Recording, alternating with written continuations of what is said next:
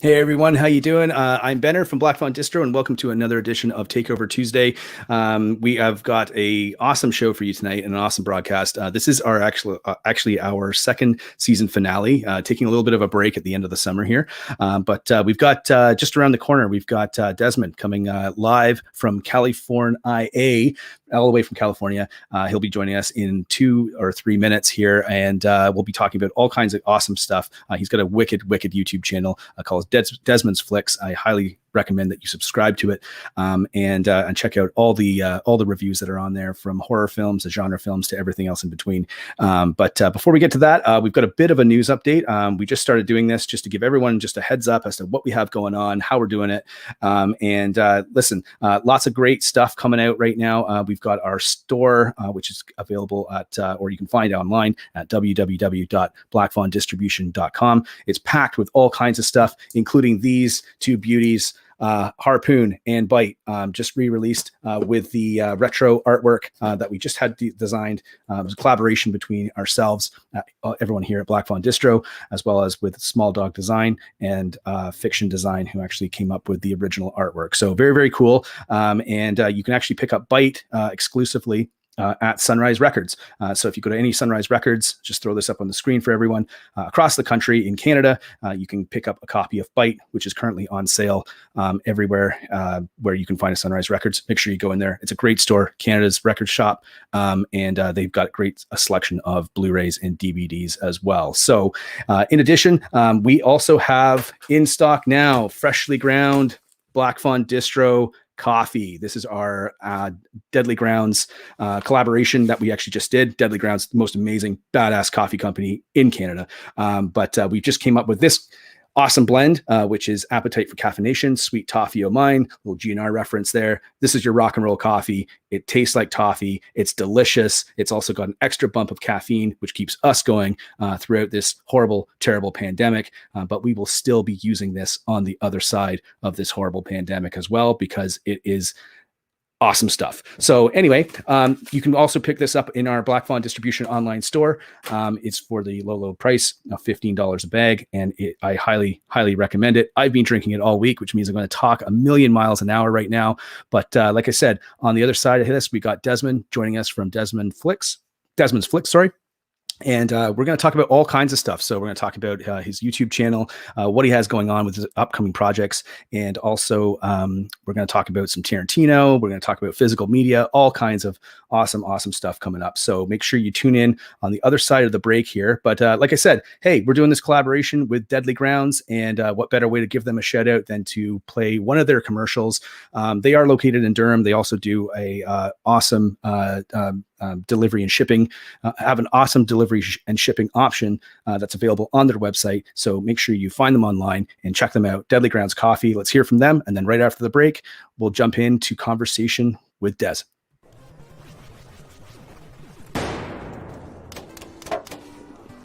Whether it's trying to get through the workday or get through the zombie apocalypse, you need a break. When I need a break, I come to Deadly Grounds Cafe for a delicious cup of... Zombie! Oops, I mean Yahtzee. Hey, $15, that's a bargain at twice that. Put it on your tab. Yeah, you will. All right. Is that mocha? Strawberry. Mocha.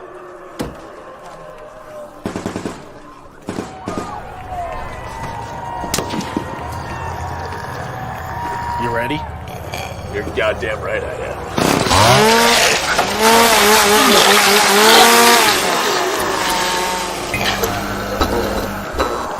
Games, treats, curiosities. Deadly Grounds. Coffee to die for.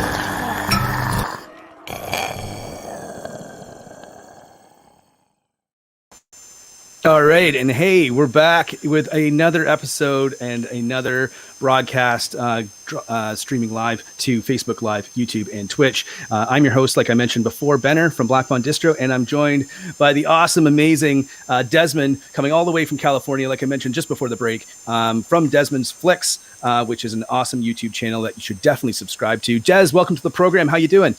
I'm good, man. It's so good to be here. It's been so much fun being a part of Takeover Tuesday. Thank you. Well, that's awesome. And listen, thanks again for jumping on the Instagram today and filling it up with all kinds of awesome stuff on our feed and our stories. I know it's a big commitment, and to top it off, we don't make things easy. We force you to come on to this program, and you have to talk to me for the better part of an hour. So we do really appreciate it. And hey, listen, this is the season 2 finale. Like I mentioned before the break, we're taking a little bit of a break for the end of the summer. We'll be back in the fall. So thanks so much for doing this. It's just, nobody knows this, but me and you have been talking for a whole whack of time. We were trying to figure out when we actually started chatting. It was probably, we thought pandemic plus a year. So maybe 2.5 years. It was sort of when you started up your YouTube channel. I don't know I can't even remember. I think I either reached out to you and said, hey man, want to review some horror flicks? Or you reached out to me and said the same thing. Hey, do you have any horror flicks I can review? But yeah, tell our listeners and viewers, like, how did you get into doing a YouTube channel? How'd you set it up? What made you want to do it? Like, give us the Cole's notes. Yeah, absolutely. And I just remembered it was I'll Take Your Dead. That was the movie that I reviewed first from you guys. And okay. I think that we started talking, and that was like 2 years ago, 2019, which is wild. Okay, so 2 years. Yeah. So close. Close. But yeah, I started Desmond's Flicks a little over 3 years ago, and I've always loved horror films. Horror films and just film in general, but especially horror. It's my escape. It's my escape from the real world. Something that we were talking about earlier was like, being able to go to the movies and things like that, being able to go out and watch those movies. I wanted to be able to talk about these movies that I saw in the cinema as a kid, or even the movies that have just come out, and talk about it with other horror fans. And seeing other YouTubers do it, and seeing like, oh, okay, I could do that. I ended up just jumping on and started making my own videos at first, just on my cell phone.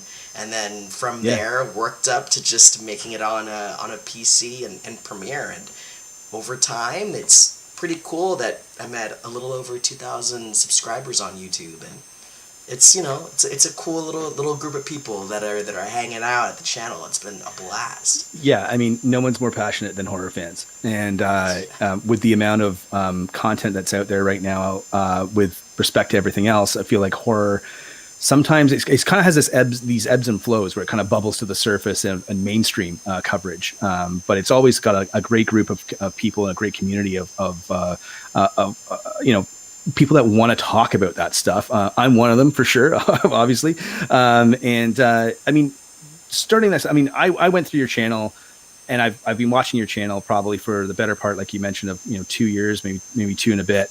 But what goes into maintaining that? Like how do you keep going back and saying, okay, I'm going to review this. I'm going to do this film series. I'm going to do this, maybe this film. Like, what gets you energized for that? Because sometimes I always find when you do something that you love, that's sort of like a hobby or something that you really enjoy, you want to make sure it doesn't become work, because you don't want to hate it, right? Yeah.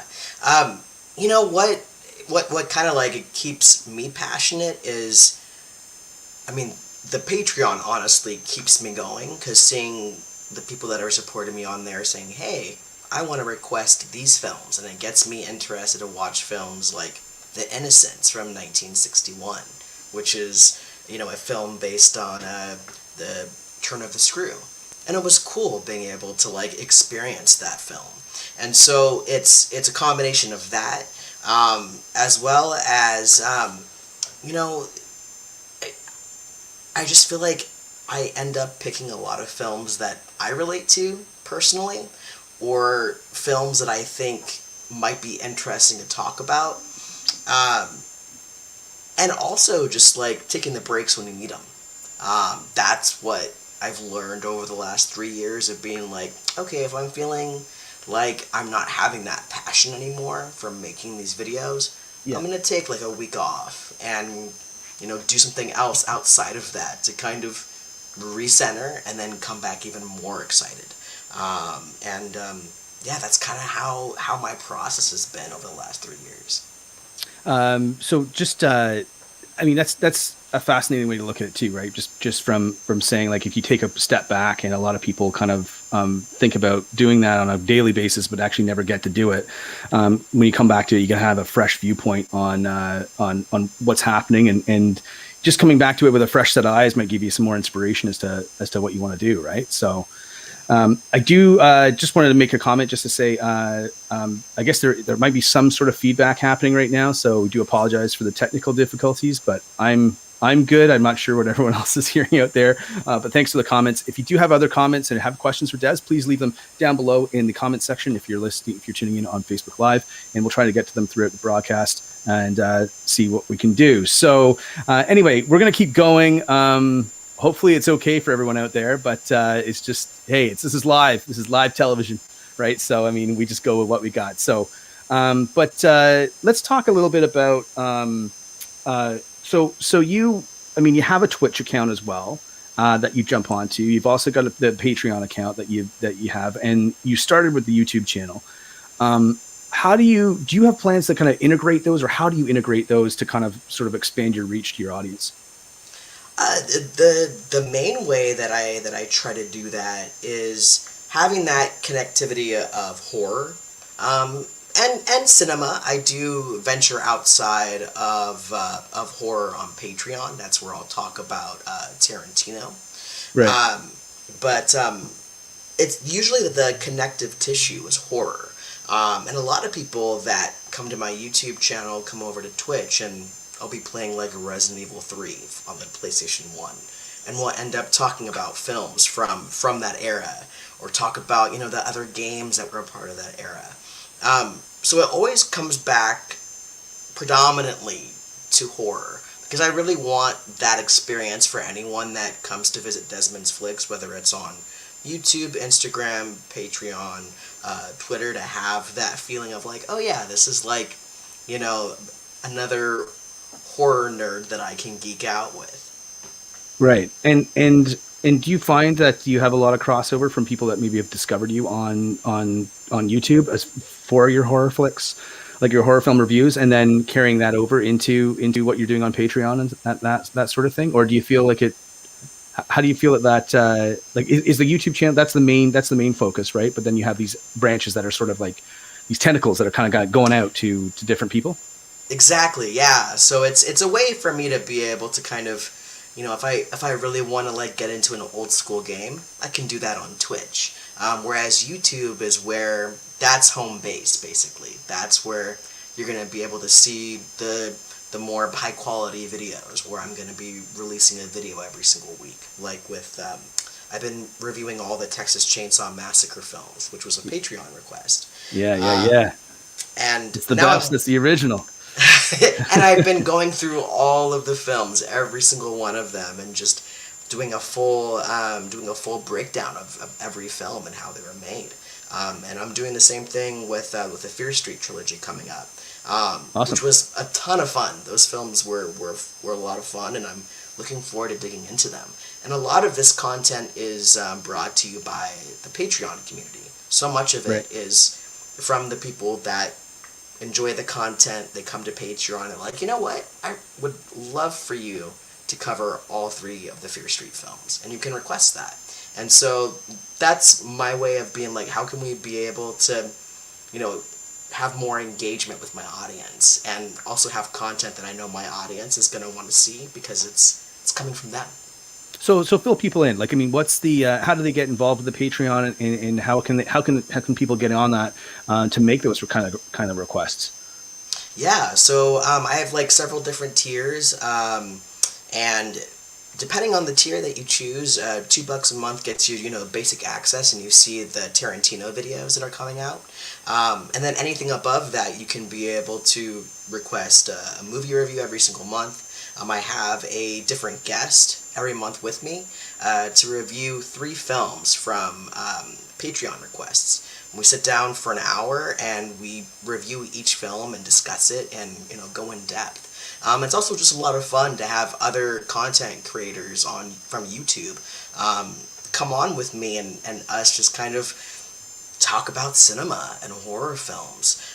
So that's one way that people can do that is those kind of requests. And then the next one up is being able to request a whole entire franchise for me to review, and it goes on from there, from video game franchises, even a full commentary on a film. So, Oh wow. I'm trying to find ways to make it so that it really is Patreon funded, like something that is really funded by the audience, Right. And the content that you're seeing is from the audience. So, in response to that too, I mean, we're gonna get into the Tarantino stuff in later on in the show because, like I was mentioning before we get on the air here, like I love Tarantino myself. I love his films, and sometimes I find it hard to. I don't have too many people I can talk to about them, so I'm going to be signing up for the Patreon thing for sure. Because, and if anyone's listening right now, make sure you do that as well, because your analysis of films is pretty in depth, where you kind of go through sort of a body of work, filmography, or a series of films, where you're sort of kind of going really into, who was behind the camera, who was running, how did the actors get signed onto the project and that sort of stuff. It's fascinating stuff. It's very, very interesting. And it's very, I always find it easy to listen to as well. Like, it's not like this high speed sort of like, MTV style, like smash, smash, smash. It's very much like, hey, here's the rundown of the film, and here's what you learn a lot of stuff from it as well. So make sure you sign up for Desmond's Patreon account. We'll try and throw up the information on YouTube after the broadcast, but yeah, make sure you said it's $2 a month right now. That's yeah. If you're wanting to watch the Tarantino episodes, $2 a month. I'm a little bit behind on them, but I'm churning that script out right now for Reservoir Dogs, and it's been fun, just like reading about the backstory of this film and going into those details, because I feel like for people that are cinema fans, I know for me, I really like listening to like commentary tracks and watching behind the scenes stuff, and I want to be able to bring that to people in a way where it's like easily digestible and be like, hey, did you know that this is how they made this happen? Isn't that wild? So that's really interesting, and that's a great segue into the next topic I kind of wanted to discuss, because you're a big physical media collector. So am I, and I have no problem saying this because I host the show. But I am the biggest media collector out of all the Black Fawn Distro guys. So, talking about commentary tracks, I mean, that's how people originally found out about how movies got made and how they and things that kind of got put into the productions and that sort of stuff was from commentary tracks on originally DVDs and then Blu-rays, and that's sort of kind of, you don't really get that stuff necessarily through a digital download. I mean, I know there's extras and stuff, but it's just not the same. For physical media, like, why do you love physical media so much? In one question, and yeah, I mean, let's talk. Yeah, a part of it is I like having them on my shelf. Like right back in back of me is all my VHS tapes. And it's like, whenever I'm like, you know what, I feel like watching Wishmaster right now. I can just pop that in my VCR and watch it anytime I want. And I don't know, there's something about being able to pop a movie in whenever you want. I like being able to go to my library of films and be like, oh, I want to watch LA Wars. And watch this terrible movie, but the Vinegar Syndrome extras are awesome. And that's like one of the things that I always have fun with is, hearing the people that worked on the film, how they got involved in it. One of my favorite releases by Scream Factory is the Silent Night, Deadly Night release. Right. One of my absolute favorites, because they go not only so in depth with the actors and everyone that worked on the film, but it's also just the production value and the amount of love that they put into it. That's the other thing I like about it, especially with these boutique shops.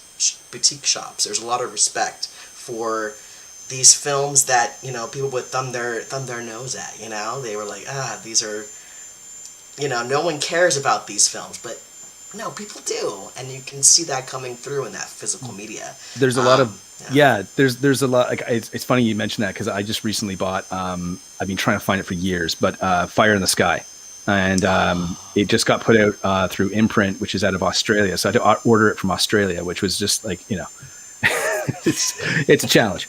And it didn't cost, it wasn't $10 to put it that way. But the behind the scenes stuff about how they created the alien spaceship and all this stuff is like, yeah, it's based on a true story. And then they're interviewing the special effects guys and they're like, yeah, we just kind of had an ability to kind of just do whatever we wanted. So we just did whatever we wanted, like that whole sequence, like the whole alien abduction sequence is like, they're like, we just made we made all that shit up. So, and also funny too, like DB Sweeney, that was in that movie, did all the stunts, all his own stunts with all the wire work while he's in the ship, because at the time when they made that movie, I think it was 92 or 93, they were chatting about James Cameron was going to make Spider-Man. And so he wanted to make sure that he could do all his own stunts and make sure like, hey, I can do all this wire work, just so he might be in the running to play Peter Parker, which is like hilarious, right? So, wow. But yeah, I mean I think that. Do you think physical media? Do you think it's more of it's obviously more of a collector's item now? Moving into it's not the big seller at Walmart or anything like that. It's more so like collectors like ourselves and other horror film collectors out there. Do you think that it's going to make a comeback in the future, as far as like kind of similar to like vinyl did, or do you think? Or is this just going to be collectors only from now on? Yeah, I mean, I feel like I feel like for people that aren't collectors, they're going to do it all digital. Because most of my friends, most people that I know, are all digital. Their libraries are digital. Other YouTubers I know, besides a handful, are digital. So I feel like it is definitely heading more towards, collectors and the people that are like, I really want to have the House of Wax remake, from Shout Factory, because I love that movie. I think that movie's awesome. Yeah. But, I want to be able to have that so I can watch all the special features and get the best quality possible. And I feel like that's very niche to horror fans and physical media collectors. But then you have, like, Criterion, which is, like, the same thing, just a different kind of, film or cinema buff, where someone might be like, I need to own Parasite immediately, and some of those overlap, where people are like, yeah, I collect both horror films and non-horror, and, it doesn't matter, I'm just a fan of cinema. But, if you, even just looking at eBay, the amount that some of these VHS tapes sell for, there's definitely like this very, it's hard for me to put, but there are a lot of people out there that really want to have this physical media, that really want to be able to have it on their shelf. They want to be able, to be able to show off, I have, freaking, what's it called, like Sleepaway Camp 2, which is, that's like a grail for a lot of people. So yeah. It's a lot of, like, I remember, we've done a couple of releases with Scream Factory, and they're definitely they're amazing company. And some of the stuff that they've done as far as picking up films that I remember watching, being like, this is so underrated. Like one of my favorites, Session 9, which was only available on DVD. And then getting it on Blu-ray. I know Criterion actually just came out. They're actually just going to announce. I don't think it's announced currently, but very, very soon is their 4K releases that they're putting out. And the 4K stuff has brought me right back into, like, I was not like I was getting at a physical, but I was like, well, I don't know how many more movies I need to own, but now with 4K, it's like it's all over. Like it's like watching those films in 4K now is like, it's like watching them for the first time. And it'll be interesting to see how many older titles. It's tough with horror movies because they were always filmed on really low budget film stock, and they try to keep those movies as cheap as possible when they made them. But it'll be interesting to see if those studios will kind of go back and restore those films and potentially have like the best kind of representation of them. But who knows? We'll see. But hey, listen, before we go any further, there is a couple of comments I'm going to throw up on the screen just from people tuning in. Just got a comment. You mentioned Wishmaster, saying Wishmaster is definitely one of my favorite films of all time. Such an underrated classic. And just a follow up to that. House of Wax is awesome, one of my faves. So I own House of Wax. I bought it. I did one of those foolish things where I bought it, and like 2 days later, Shout Factory announced that they were putting it out. So I must not be on the. I'm not on the right Reddit. I'm not on the right Reddit blogs or something, right? So, but all right. So let's talk about I think that for. Well, actually, you know what? No, let's switch it up a little bit because I thought this was interesting. I was kind of going through your archive of over 200 reviews, where you've kind of and we were talking about doing the deep dives into film series. 25 years since Scream came out, basically, and let's talk about Horror Rules, because that movie was famous for, obviously people know this, the rules of a horror film and how that kind of brought into I guess mainstream horror, like the meta feeling of horror. But hey, it's been 25 years. We're in the 2020s now, which is insane. Do the rules need to be updated? And what would you recommend? Oh man. Oh. I feel like there's one rule that needs to be added, which is always have your cell phone charged. Right. Always. Because that's the new thing that happens is someone's phone dies. You're like, oh, I have no bars here. It's like, yeah, make sure you have the best cell phone plan, that your phone is fully charged. And I'm surprised people haven't built that into. I'm surprised I don't see that as part of like Verizon commercials or like, anything else out there. There you go, guys. There's a free tip. Put there that. Like Hills Have Eyes. I always remember. Like I love. Like we were talking last week on Spinsters of Horror, or a couple weeks ago. Spinsters of Horror were on, who are podcasters up here, and we were talking about remakes and that sort of stuff. And I was thinking about it after our conversation, after the episode, and like Hills Have Eyes, I thought was like one of the best remakes of probably the last 30 years, or at least one of those best, at the top tier of that remake. And I always remember that movie being like, you're in the desert and this guy's like, I think he's isn't he a cell phone sales guy, I think, in the movie, and he's like always trying to get his phone working. And it's like, that was the first movie I think I remember seeing where I was like, man, I guess cell phone reception isn't everywhere. That movie is, I remember seeing that in theaters and that just scaring the absolute hell out of me. That is a terrifying film. It was so scary. Yeah, and just surrounded by, I don't know, I mean, mountain people that will just, mutated accost mountain you. People. Mutated nuclear mountain people who will kill you in your camper trailer, in your Jetstream trailer. Right. Man. Listen to that. Thanks everyone for tuning in again as well. We're talking to Desmond from Desmond's Flicks, and great YouTube channel. You can check it out on YouTube, as well as you can follow him on Instagram at Desmond's Flicks. So make sure you do that. If you've got a comment or a question for Desmond, please leave it in the comments section below on YouTube, Facebook Live, or Twitch, and we'll try and throw it up during the broadcast. But right now, you don't know about this, but and I didn't tell you before we got on the air. I said there'd be a surprise, but we do have a rapid fire section of the broadcast, which is brought to us by Wellington Brewery. They are our sponsor up here. They are a local brewery located in Guelph, Ontario, and they keep us fueled with their Hell's Lager, Hells Yeah. And they have been a great sponsor for us over the years, and they are just been nothing but supportive of what we've wanted to do with this program and that sort of stuff. So big shout out to them. They bring us our rapid fire section. So basically, we're going to keep this. It's going to be pretty fun. But are you ready to jump in? We're going to put your feet to the fire. We want answers. We want to know more. Are you ready to go? Let's do it. Okay, so rapid fire, yes or no. There's some talk about multiple Escape from New York sequels being made. And do you, in your opinion, think that this is a good idea? Yes or no? No, I don't. Would you care to elaborate?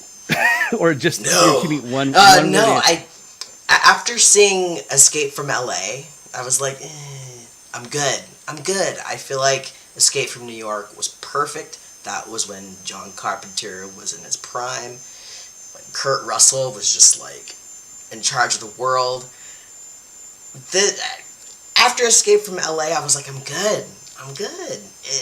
I just don't. I wasn't a huge fan of Escape from LA either. Yeah. What about remaking Escape from New York? There was some talk about them potentially remaking it with Wyatt Russell, who is Kurt Russell's son, who looks exactly like a young Kurt Russell. Thoughts? I loved him in Overlord, so if he was the lead in that, yeah, I'd like to see like a reinterpretation. I feel like, if anything, that could be interesting to see if they try something different.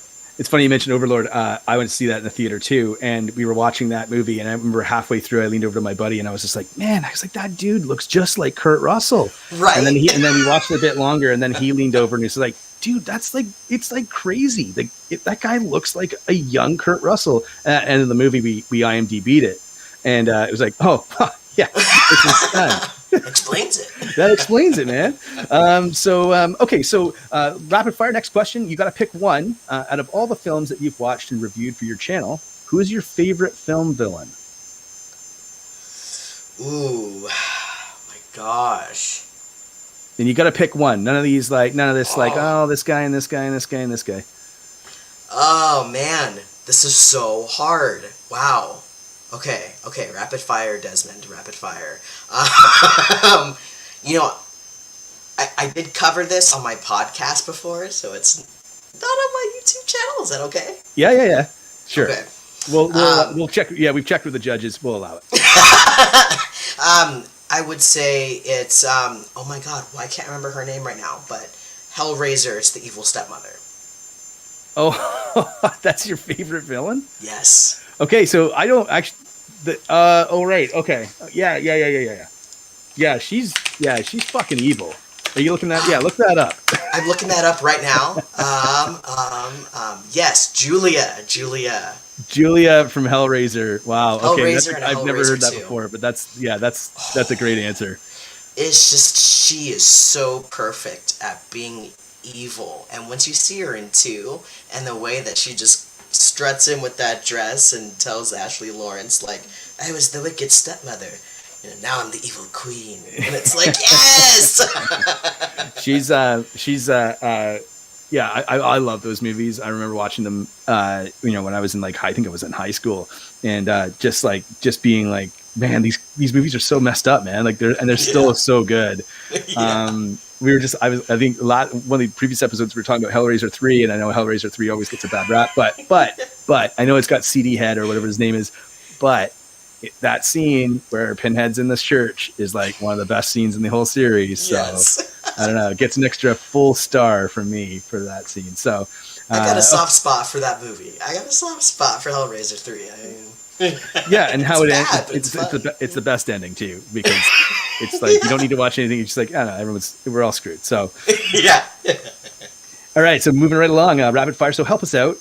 As people who follow you on Instagram may already know, you have an awesome black cat named Cleo. Can you tell us how that came to be?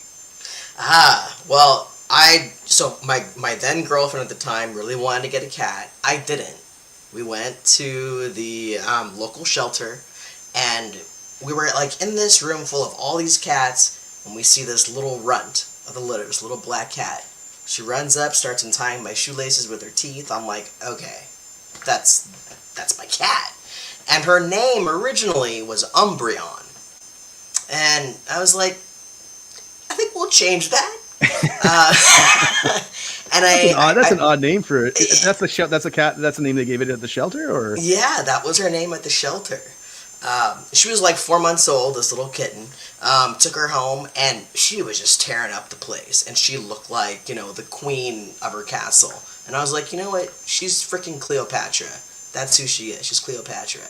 And the girlfriend left, the cat stayed, and 5 years later, me and Cleo are best buds. She's my little buddy. Always knocking your VHS tapes off the shelf. Exactly. Yeah.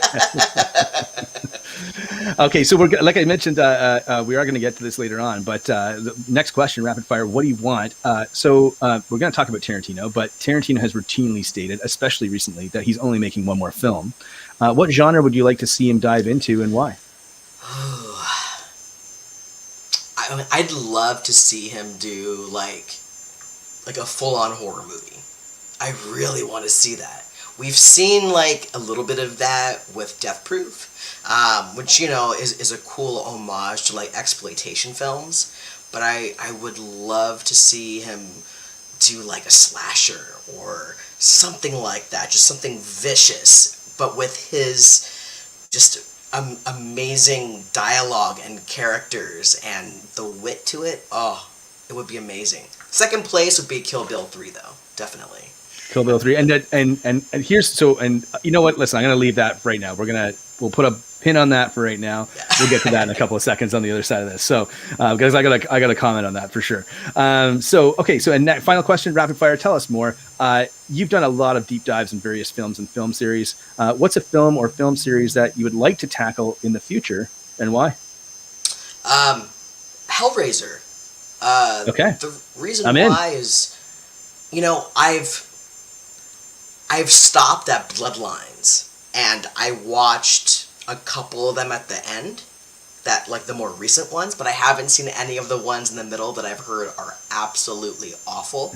Yeah, you don't need to. But I'm like, I want to go through it, and if someone wants to force me to sit through all of them, you can. You can request me to do that on Patreon. I was just talking about this too, and was the Hellraiser Inferno is pretty good. But it's like it was the one made right after Bloodlines, because Bloodlines is pretty bad. And Bloodlines has who's the guy? Like, I watched Bloodlines and I don't know if I just hadn't seen it, or I hadn't seen it in a long time. I can't remember. But it's got what's his act? It was like the actor's first big movie. And he's the guy in Step Brothers, like the dad in Step Brothers, not the dad. Adam Scott. Yes, and he has the weird wig. Yeah. He's like in France, and he discovers the box, and I was just like, and I just watched I had watched Step Brothers like a couple months before, and so like it was just like from the it's like the opening scene, and I was like, I can't take this movie seriously, and then like Hellraiser in space and whatever. But Inferno is not bad. But the only thing about Inferno is that it's like, I think it was a previous movie. I mean, I'd love to hear you deep dive onto this one, because I think it was a previous movie. It was just like a crime movie. It was like a serial killer, kind of like Bone Collector, Silence of the Lambs type thing. Was that with the guy from Nightbreed? I've heard about it. I can't remember. Okay. But yeah, and it was kind of repurposed as a Hellraiser movie. So like the Cenobites and Pinhead aren't really in it until like the end of the movie, like the last 10 minutes of the movie. But it's pretty good. Like it's decent. It's well, I shouldn't say that. It's been a while since I've seen that. So don't kill me if that movie's actually horrible and I remember it being good. But yeah, hey, listen, that's it, man. Thanks a lot. Thanks so much for being such a good sport about that. Yeah. I know it caught you by surprise, but hey, rapid fire with Desmond from Desmond's Flicks. Brought to you by Wellington Brewery. They are the proud sponsor of Black Fawn Distro, and they also keep us powered through our convention season, usually when we're going to live events, but they also keep us powered up with Hell's Lager, Hell's Yeah, through these pandemic months as well. So we want to give a big shout out to them as well. Thanks so much for your support. So, all right, now I just mentioned we're going to put a pin in something and then get back to it. Let's talk about QT. Let's talk about Quentin Tarantino. Let's talk about maybe the most influential film director of the last, let's say 25, 30 years, because like him or hate him, I get it. But I mean, he deserves that title as far as being what he's done for the format, his love of film, his love of cinema. Okay. So you're doing the Patreon thing. You're going through all of his films. I noticed the thing today where he said, hey, listen, he's done 10 films, and has he done 10 films? Hasn't he only made 9? You're counting Death Proof, which was half of Grindhouse, the movie, as the 10th film. Yeah, and that was because I'm going and Kill Bill Volume 1, Kill Bill Volume 2. Oh no, sorry. No, no, that's my mistake. Sorry, Kill Bill 1 and 2 is considered one film, and then Death Proof is number 5, right? Yeah, that was right. Was number, I think it's like 7. It might be a 7th movie. Right. So yeah, Kill Bill 1 and 2 are considered one film, and whether or not you make, so this is what I wanted to get to, is that I know he keeps saying that he's going to make one film, one more film, he's retiring, and that if he does anything, if he sticks around too long, he's just going to become a caricature of himself and all that stuff, which, you know, maybe he already is. I don't know. But like, but do you think maybe he'll make one more film and then make Kill Bill 3 and then say, well, it was really just the ending of that one other movie and doesn't really count as a lot of it? I could see him putting like a little asterisk next to it and being like, it's actually, this is one whole movie. We just, you know, fast forward 20 years. So, and what's your, like, I mean, if you don't want to give anything away, that's cool. But like, I mean, what's your favorite Tarantino movie? Like, do you have a ranking or? Yeah, you know, I rewatched a bunch of them, like his first 5 movies, just back to back to back, which was so much fun to do because then you see the progression of him as a filmmaker and a writer. Yeah. But through those 5 films so far, Jackie Brown skyrocketed to number 1. Really? I was so surprised. Yeah. Out of the first 5 or out of it? Yeah. Out of the first 5 so far that I've rewatched. And, you know, Inglourious Bastards is really high up there too. But this rewatch of Jackie Brown, like, it hit me. I felt it, like, deep in my soul. And the music. And, I mean, Quentin Tarantino is known for his impeccable taste in music and being able to pick the right track for a scene and make it just iconic from the get. And there's something about, with Jackie Brown and Pam Grier, like, oh, I fell in love with Pam Grier all over again. I loved her in Foxy Brown, and then seeing her in this, I was like, oh my God, Pam Grier, goddess. I've always felt that Robert De Niro's character in that movie is comedy gold. Like, yes. It's just such a weird, especially because back then he wasn't making like all the, I don't think he hadn't made like Meet the Parents or anything like that yet. He was just like, he was Robert De Niro, and he plays this sort of like dumb gangster guy that doesn't really understand the repercussions of his actions, right? Yeah. I mean, and a lot of the people in this film are just like, there's so much about the film that it's like everyone around Jackie Brown and the guy that's the I can't remember his name, but he's the bail bondsman. Those are like the only 2 good people in the film. William Forster. Yeah. I love the ending of that film. I teared up at the end of that film. I was like, damn, I felt that. Yeah. I didn't feel that when I was a kid. When I watched it and watching it as an adult, I was like, damn, all right. So you've gone through the first 5 so far, and you've yet to rewatch the other 5. Then is that? Yeah. So I basically stopped at 5 so far, and I was like, all right, I'm going to start writing. And I've been going through Reservoir Dogs, which rewatching that in the lens of like, this is this guy's like first feature film.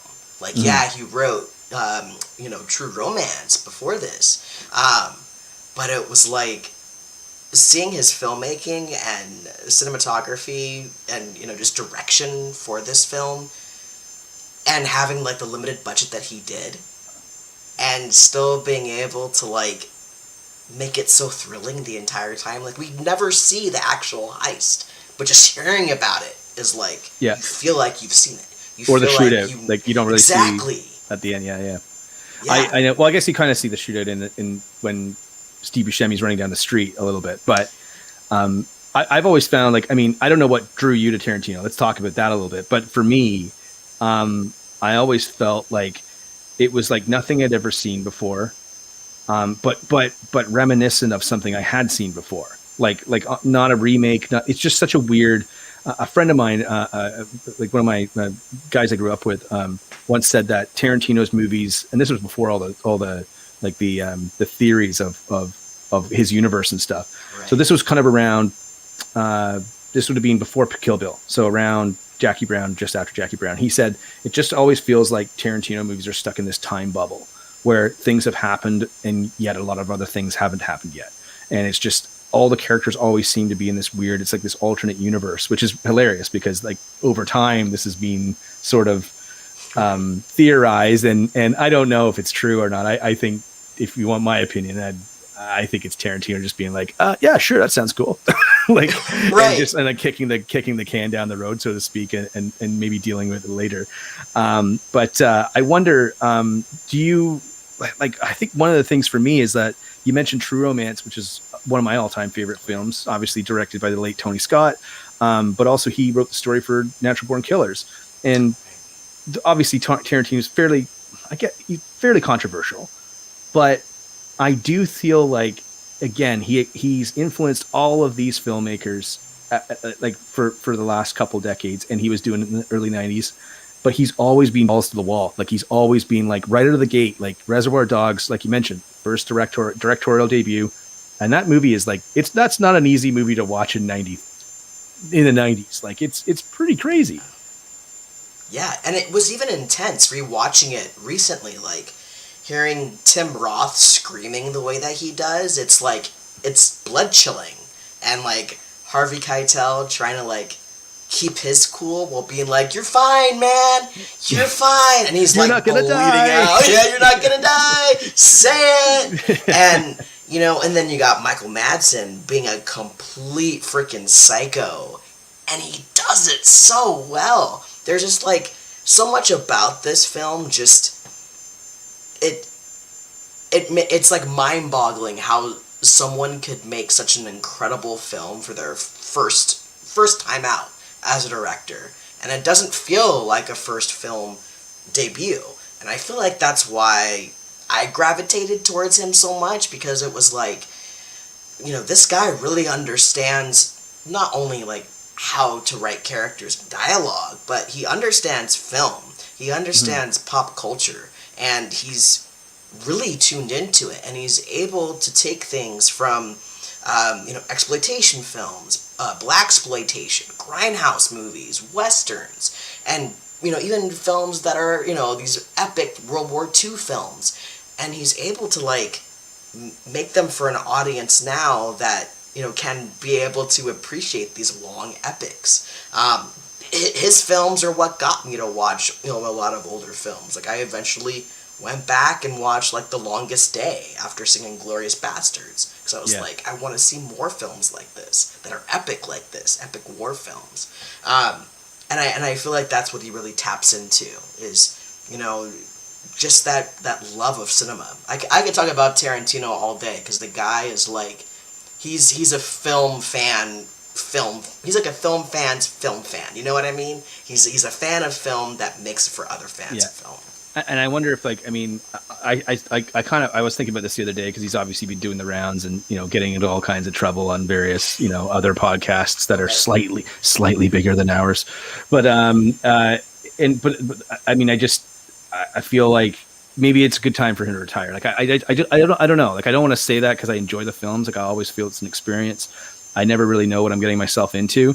Like, even with Inglourious Bastards, one of my favorite scenes, and I was just talking about this the other day, is the scene in the bar, in like the sort of like underground, like kind of like the basement pub, with Fassbender, and that scene from front to back is crazy. Like, it's such a wave of emotions from when they first go in to how that scene ends up is pretty crazy. And I don't think he's really repeated himself too often. I think he uses some of the same story beats from time to time, which is, everyone does that. But I always feel like it's pretty interesting and pretty new when you watch it. And I loved Inglourious Bastards. I was like, that's because I always felt like I need to probably go back and watch Jackie Brown again, because I always felt that was kind of at the bottom of his filmography, not because it's not good, just because I like other films. I mean, Pulp Fiction for me, I think, is number one, just because of how much bigger it was than Reservoir Dogs. But also as well, like, I know a lot of people say he rips off a lot of stuff, but he's also been pretty good at casting and really lucky.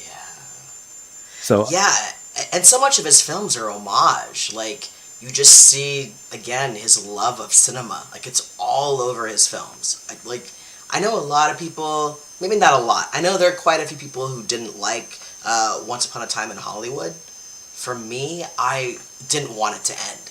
I loved that film because it's like the ultimate hangout movie where it's like you really feel like you're hanging out with these guys and seeing all the crazy stuff they were into, and having the film really feel like a fairy tale because I won't give any spoilers, but the way that it ends, it's like a fairy tale and it's bittersweet. But I love that Quentin Tarantino went at it from like this really amazing point of respect for the people that the real people that were in there, and then just Brad Pitt at the end. Yeah, I don't want to spoil it for anything for anybody. I mean, everyone should have seen it or doesn't care. But before I say the spoiler, but one of my favorite scene I think in that movie is when DiCaprio is wearing the house coat and he's making the margaritas. Those hippies. I was like, I laughed. I went to see that movie by myself at I don't know, it was like 11 o'clock in the morning. It was like a Saturday afternoon or morning afternoon, whatever. So I was like, I watched the whole movie at a weird time. And I was like the only person in the theater. Like if you've gone to a theater where there's maybe like 10 people in there, but you're the only person that's laughed really loud. Like that was me during that scene. Cause I was like, I don't know why I thought it was so funny. It was just like, I love DiCaprio. I think he's one of the great acting talents of our time. And it was just seeing him as such a, he just looked like such a bum that hilarious. Leo, if you're listening, if you want to come on the program, do a Takeover Tuesday, let me know. We can talk about that. But I mean, it's so interesting when I thought it was it's unbelievable how he comes up with the amount of each, and you can theorize and say all these universes are connected and all this stuff, which I think is, like I mentioned earlier, is maybe a bit of wishful thinking, but it's a bit of a stretch, I think, too. But ultimately, still the tapestries that he's creating on screen are still I don't quite understand how he does it. I know he says it starts with music. I've heard him say that a couple times, right? But and feet. And feet. It's like, but I did. It's funny. I thought there was definitely, like you mentioned, him doing a horror film. Sci-fi is the other one he hasn't done. Right. Whether or not he does a sci-fi horror film, I don't know. Because I thought Once Upon a Time in Hollywood had some really, really great horror elements to it. Yes. That he it's almost like he was like, this is going to be my horror film. And then decided, it's almost like he decided not even halfway through, but maybe on a rewrite, that he was like, and I'm just purely speculating, of course, but maybe he was just like, yeah, but I really just want to write about old school Hollywood more than making this horror movie that everyone wants to make. I don't know. I'd love to hear his thoughts on that, but yeah, who knows? Yeah, I just, I love that movie so much. It brought such a big smile to my face watching that movie. It was just, the appreciation for film and cinema and old school, Hollywood, the glory days of Hollywood, and when celebrities were really they were actors, they were people who actually did something, and it's cool to revisit that through the lens of Tarantino. Yeah, exactly. Well, listen, on that note, let's talk about, it's all going to tie back to your Patreon account. You're doing a full 10 film review, or 9 film review, however you count them, but the 10 actual films that have come out, counting Kill Bill as 1 and 2 as 2 different films. It's coming on your Patreon. You're actually doing it right now. People can join. Tell us about what other projects you have coming up, including that one, and, how can people check them out online? Yeah. Of course, Tarantino coming to Patreon. And then for the main channel for YouTube, which is available to everyone, is going to be my review of the Fear Street Trilogy. I'm almost done with the script on that.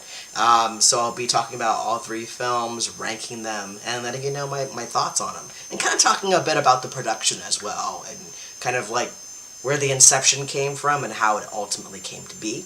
And then, of course, I'm going to wrap up the Texas Chainsaw Massacre franchise review. I did 3D a couple of weeks ago.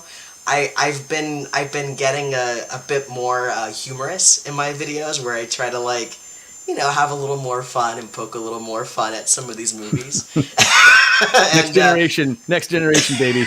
Oh man, McConaughey, Maisel Wedger, Academy Award winners. Unbelievable. Yes. Unbelievable. Also the most batshit ending too. Yeah, I mean, watching all of those movies back to back to back, you're just like, wow, these all, what is happening here? What is happening? And you know, I just finished up the Leatherface script, so that'll be coming out sometime next week, as well as the monthly Patreon reviews. So we reviewed Alien, The Innocents, and why am I blanking on the last one? That's a couple of the movies that we reviewed for the Patreon reviews coming up. So yeah. Awesome. Very cool. Well, on that note, we'll leave it there. I know it's been a long day. I know that you're 3 hours behind because you're on the West Coast in beautiful, sunny California. But thanks again for taking the time to do all this today. I know it's a lot of work and a lot of commitment, so we do really appreciate you doing it. And also sharing little parts of your YouTube channel and what you do with our audience, too, we think is a great connector. Like I've mentioned in the past, we kind of started this as just a way to stay in touch with people as we were all in lockdown. And the good news is this doesn't end here. This is the season finale of season 2. But we will be returning with season 3 in the fall. We're going to keep this going because, hey, we're having a lot of fun with it. And it sounds like all of our guests are too. So unless they're all just really, really, really great actors or really great liars, we're going to continue on. So thanks everyone for checking out this episode as well as all of our past episodes. Des, stick around after we go off the air. We'll catch up before I let you go because this is the only time that we actually talked face to face or screen to screen in whatever, I guess we're going to say 2.5 years. But for everyone else out there, if you're watching this, make sure you go and look up Desmond's Flicks on YouTube. Make sure you subscribe, follow, ring the bell, smash the like button, all that shit. But great channel, over 200 reviews of all kinds of films, mostly horror, and also check him out on Patreon. He's doing the 10 film review of Quentin Tarantino. And hey, if you're into games, we said we weren't even going to talk about you being a massive gamer because we weren't going to have time. But he's on Twitch as well, so make sure you look him up on that too. So you can follow us on Instagram at Desmond's Flicks, and you can also follow Black Fawn Distro at Black Fawn Distro. And without further ado, just our kind of courtesy call. We're just saying, hey, listen, stay safe, help out. We're almost out of this pandemic across the planet, which is great news. Hopefully, wear a mask, get your shot, practice social distancing when you're required to, and just most importantly, check in on your family and friends. Make sure that we're all doing okay. It is challenging for a lot of people out there. And hey, kids, we're almost there. So make sure we keep become and stay diligent about defeating this thing, and we can all get back to normal. And hey, next time, Des, maybe I'll be in California, maybe you'll be in Ontario or near Toronto, and we can hook up and we can do this live, face to face in the flash. Do it. Yeah, exactly. Yeah. This was so much fun, man. Thank you so much for having me. No problem. Well, thanks everyone else for tuning in. We'll see you next time. And make sure you, if you want to watch a rerun of this, you can obviously catch it on YouTube. We're broadcasting live right now to Facebook Live, Twitch, and YouTube. And obviously, we will be back in the fall with another edition of Takeover Tuesday. I'm your host Benner from Black Fawn Distro, and we'll see you on the flip side. Take care, everyone.